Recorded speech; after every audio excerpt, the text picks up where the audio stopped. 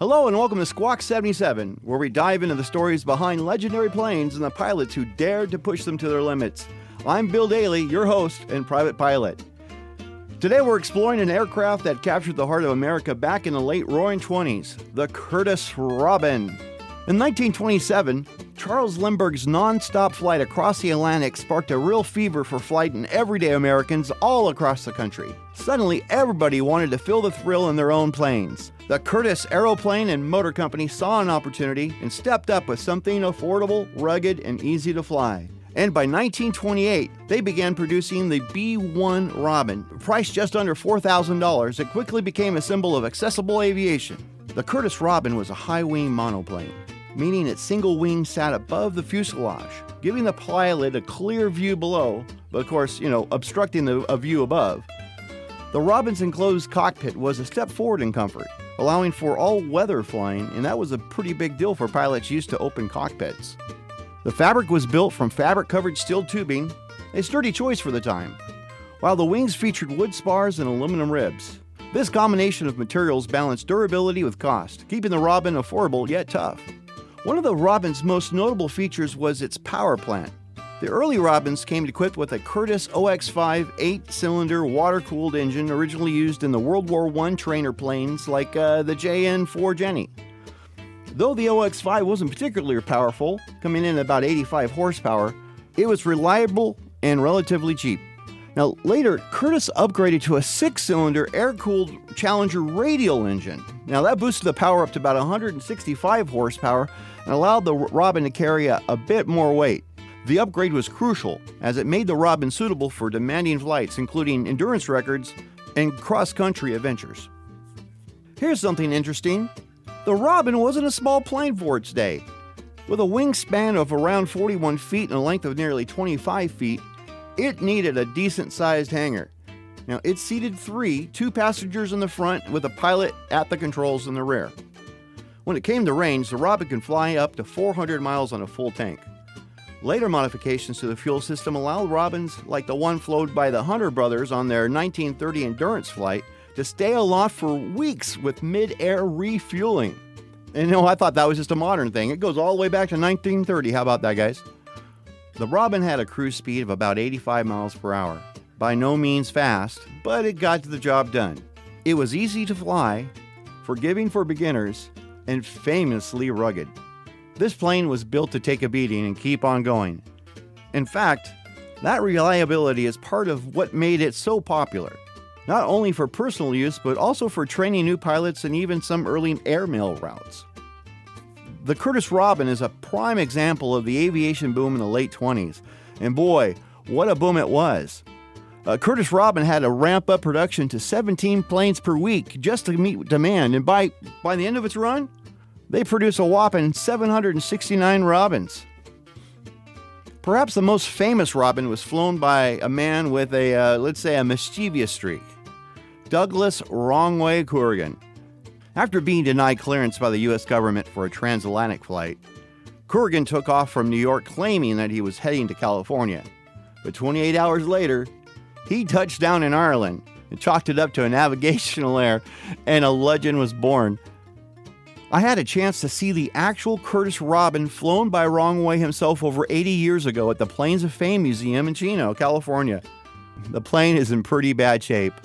There's a sign on the exhibit that says, "Coming soon." Well, let's hope so. Old Sunshine is looking a little cloudy. She sure could use a little TLC. But man, what an adventure that must have been. Doug Wrong Way sure had some guts. Don't you wish there was some way we could ask him about it? Well, wish no longer, because thanks to the power of sound effects, I am now able to place phone calls into the past. Yes, it's true. We're going to call Wrong Way Corrigan way back in 1938, just a couple of months after his historic flight. Please stand by. We'll be right back.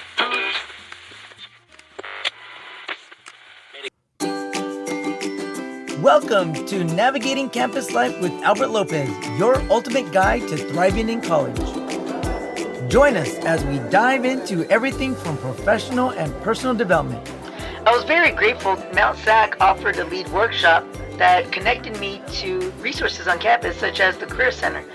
And because of that, I was able to make an appointment, see a counselor, and I landed my dream internship at a radio station in LA. To the latest social issues affecting students today. So I, like many people around the world, have been very saddened by the appalling violations of human rights. We'll tackle personal and academic challenges, explore campus involvement and events, and uncover essential resources and updates you can't afford to miss. Let's navigate this journey together. Whether you're a freshman or a senior, this podcast has something for everyone. Tune in to Navigating Campus Life with Albert Lopez, where your campus journey begins. Subscribe now on your favorite podcast platform. We are now holding the line, waiting for Mr. Corrigan to pick up the phone. Hello, Mr. Corrigan, is that you? Hello? Yes, I'm here. This is Doug. Douglas Corrigan, that is. Who's on the line there? Hello, Mr. Corrigan, this is Bill Daly with Squawk 77. Squawk 77, you say? Now that's a funny name. What kind of outfit is that? Some sort of air service? Never heard of it. You're not with the government, are you? No, it's a podcast. The name is related to an emergency procedure. You're supposed to tune your transponder to 7700 in an emergency. Transpond to what now? A 7700? Sounds like some sort of Buck Rogers or something like that. What are you talking about? Well, Wrong Way, you don't mind if I call you Wrong Way, do you? Oh, I don't mind at all. You can call me Wrong Way. That's what everyone else calls me now. Well, Wrong Way, you're a lot closer to the truth than you know. But that's not important right now. Right now, my listeners and I are thrilled to have you on the phone, and we're dying to ask you some questions about your flight across the Atlantic. Well, I'm mighty curious how all your listeners are tuning in on the phone line, but if you got questions about my little hop across the pond, oh, go ahead. Okay, Wrong Way, before we talk about the flight, why don't you tell us a little bit about yourself? Where were you born, and how did you get into flying? Well, all right, I was born Clyde Douglas Corrigan, Jan 22nd, 1907 in Galveston, Texas.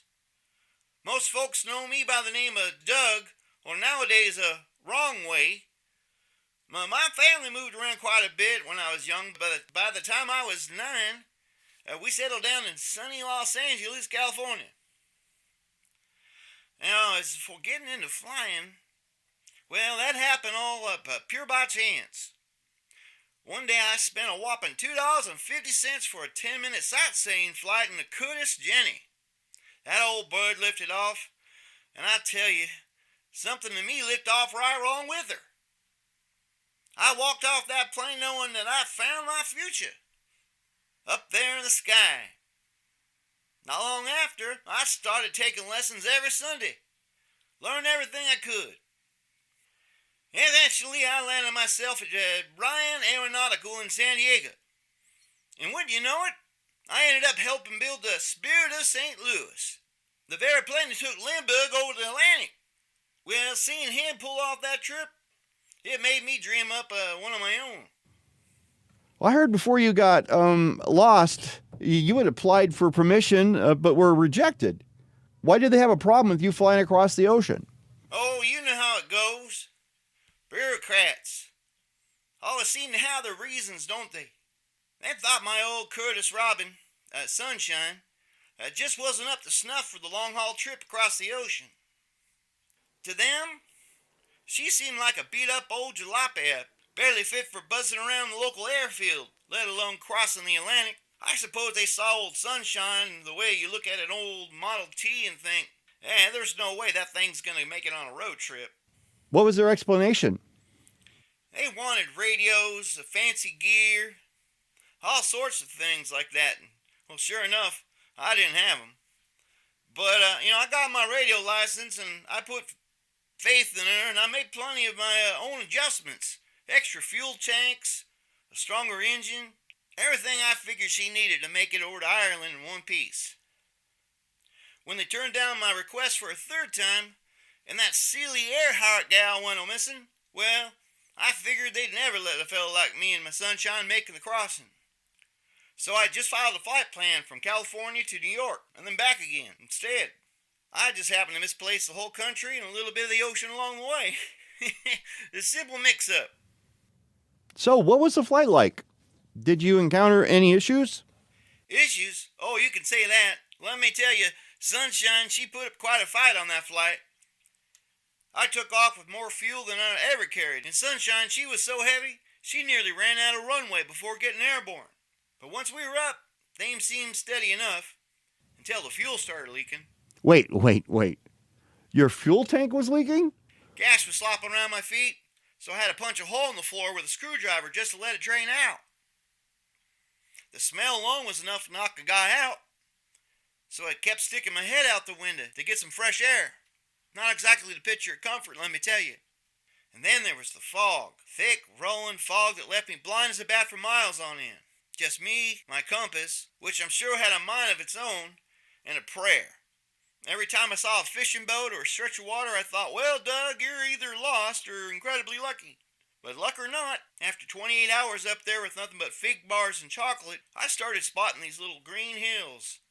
And you can bet I was surprised as anyone when I finally touched down and realized where I landed. What happened after you landed? Were you in any trouble? I assume you didn't have any paperwork or passport. Oh, you're right about that. I didn't have a passport. And I wasn't exactly welcomed with open arms at first. When I hopped out of Sunshine, I asked the local Irish folks there, said, hey, where am I? I'm just in from New York. Well, that got a few chuckles. They didn't quite believe it, and they just kept asking how a guy intended to fly into California ended up all the way across the Atlantic. What happened after that? A customs officer and an army fellow showed up to check me over, looking a bit bewildered themselves. I told them I must have gotten mixed up there in the clouds. Of course, they wanted to see my papers, and I didn't have any. One of them even thought about arresting me, but the customs man admitted he'd never had anyone fly into Ireland without papers before, so he wasn't sure what to do about it. Oh man, did they arrest you? Well, eventually they let me off with a warning, and I was handed over to the American Embassy, and an official there, I think his name was John Cuddy, he looked me up and down and said, Doug, you don't really expect me to believe you went the wrong way by accident, do you? Well, I stuck to my story, and I just smiled, and I told him, well, that's my story, and I'm sticking to it. Well, what happened after that? After that, they gave me a warm welcome, and the Irish Prime Minister himself came out to meet me. He even joked that if I could make it to Ireland without a passport, I ought to be able to get home the same way. And I think they were all a bit amused by the whole ordeal. Did you get into any trouble back in the States? Yeah, the U.S. government wasn't amused in the least bit. They suspended my license as soon as I landed in Dublin. Well, lucky for me and Sunshine, we'd already booked a trip back on a steamship. And by the time I finally got home, my license was out of suspension. In fact, I found out the whole country had gone a little nuts for Wrong Way. Even had a ticker tape parade with more people than Lindbergh. Well, Wrong Way, now that you've crossed the Atlantic, what's next for you? Well, crossing the Atlantic's a mighty thrill. But I'm not one to settle down just because I kicked off one big adventure. I'd love to keep on flying. Maybe not across the oceans without a map this time, but you never know. To tell the truth, I'd like to get back into building planes. Tinkering around with new designs, there's always something to improve, something to experiment with. I just need to keep my brain and my hands busy. Oh, it sounds like we're about to lose connection, so real quick, before the call drops, for all our listeners, what lessons would you hope they might learn from your example? Well, for one, I tell folks to follow their course. Don't be afraid to take the road less traveled, even if it means facing a few bumps along the way. Life's full of rules and regulations, sure, but sometimes the real adventure comes when you step outside of those lines and trust yourself. Oh, and another thing, don't let anyone tell you your dreams are too big or too risky. If I'd listened to all them folks that said I couldn't or shouldn't, I'd never left the ground.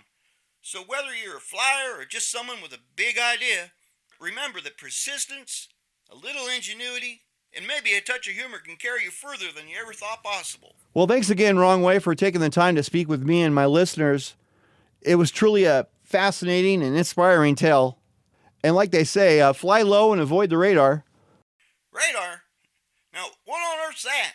Some kind of new gadget for getting lost?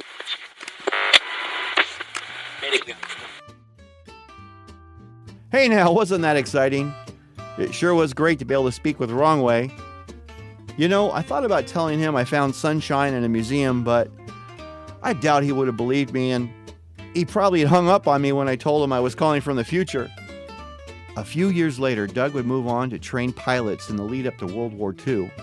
During the war, he served as a ferry pilot, helping the Army Air Force move planes from the factories to their air bases.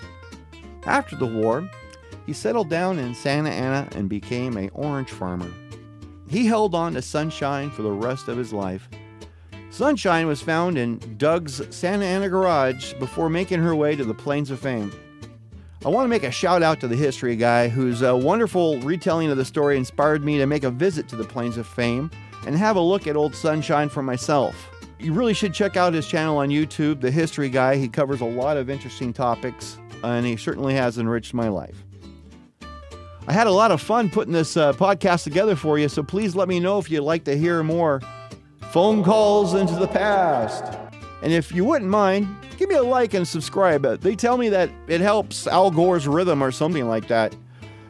You can follow us on Instagram at Squawk77pod and catch us on YouTube at youtube.com/@Squawk77podcast. And if you do head on over to YouTube, that's where you can see a lot of photos of Wrong Way and Sunshine as you listen. If you know anyone out there, or if you yourself might have a Squawk 77 moment, or maybe a close call or some sort of emergency, I sure would love to hear from you. Reach out to me at squawk77pod@gmail.com. Hey, thanks very much for sticking around to the end. Oh, hey, and one more thing. National Wrong Way Corrigan Day is July 17th, so mark your calendars. And remember, aviate, navigate, and communicate. We'll see you on the tarmac.